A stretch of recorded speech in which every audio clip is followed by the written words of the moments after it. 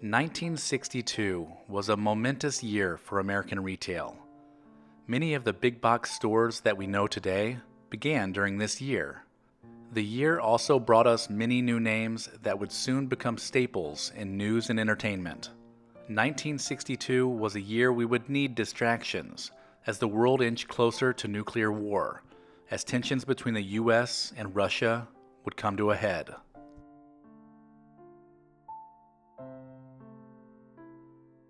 On January 1st, the beginning of the United States Navy's Sea, Air, and Land teams, also known as the Navy SEALs, were officially established.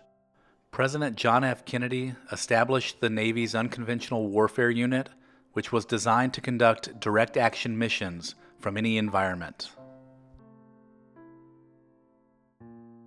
On the evening of February 14th, 3 out of 4 American television viewers tuned in to CBS or NBC to watch a tour of the White House, conducted by First Lady Jackie Kennedy. 4 nights later, ABC rebroadcast the program to another large national audience. The videotaped tour introduced viewers to a $2 million privately funded restoration of the White House that she had directed.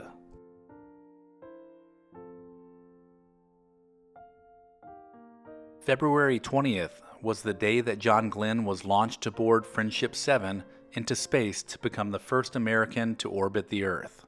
100,000 spectators watched from the ground nearby, and millions more saw it on television.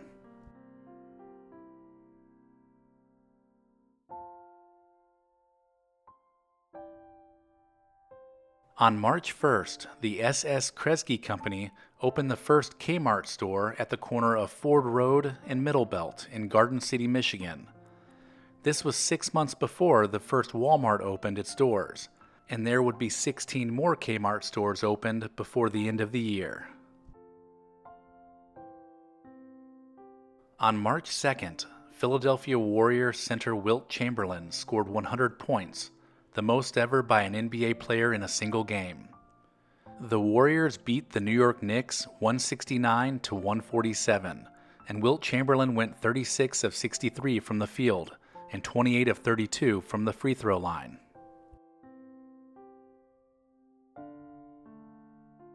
March 21st brought us the very first Taco Bell restaurant. The fast food chain was founded by Glenn Bell in Downey, California. At the time, a taco cost just 19 cents.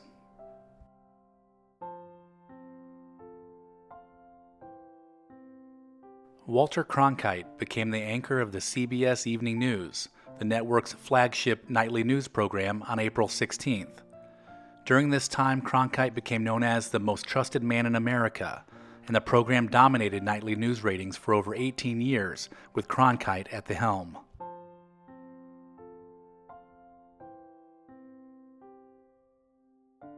On May 1st, the Dayton-Hudson Corporation opened an offshoot store called Target in Roseville, Minnesota.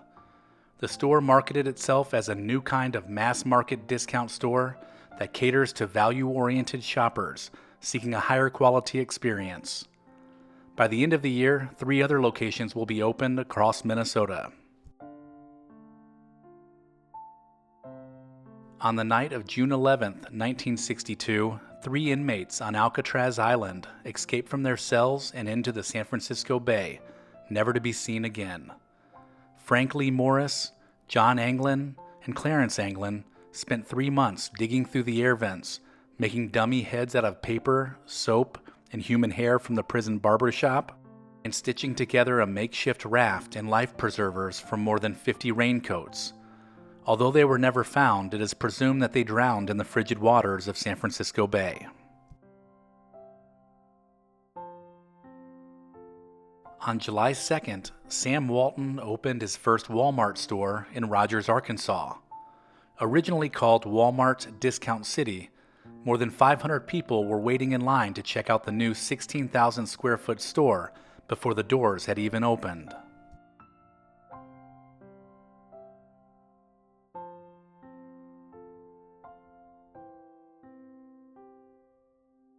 On July 9th, a little-known artist named Andy Warhol opened a small show at the Ferris Gallery in Los Angeles.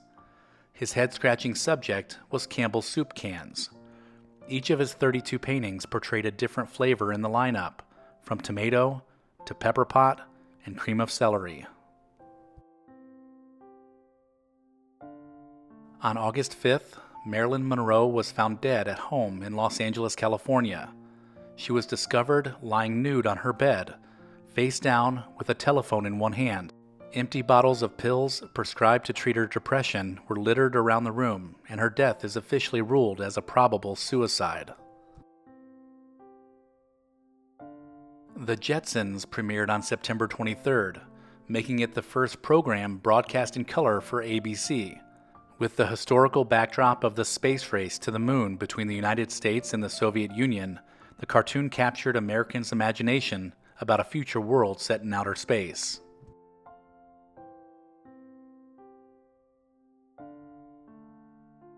On October 1st, Johnny Carson took over from Jack Paar as host of The Tonight Show. The first Carson episode featured guests Joan Crawford, Tony Bennett, Mel Brooks, Groucho Marx, Ed Metzger, and Rudy Valley.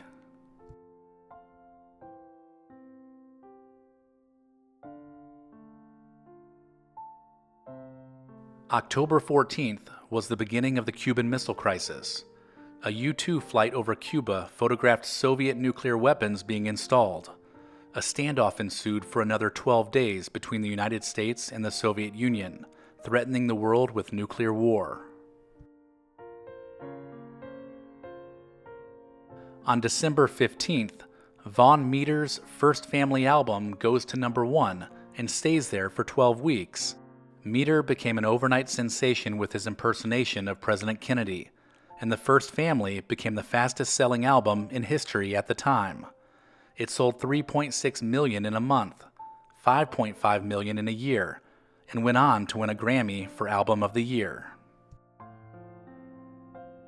And finally, December 16th was when the film Lawrence of Arabia, directed by David Lean and starring Peter O'Toole, was released in the United States. The epic film was based on the life of English officer T.E. Lawrence and his effort to unite Arab tribes to fight the Turks during World War I. The film would go on to win the Academy Award for Best Picture and Best Director the following year.